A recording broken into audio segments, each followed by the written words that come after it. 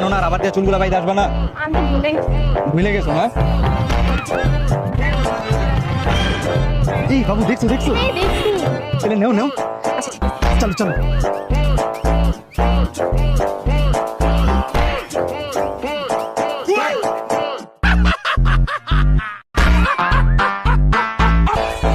বাবু চালু করো। চলো চলো চলো চলো চলো। চালু, আজকে তো লাল হয়ে যাবো গা।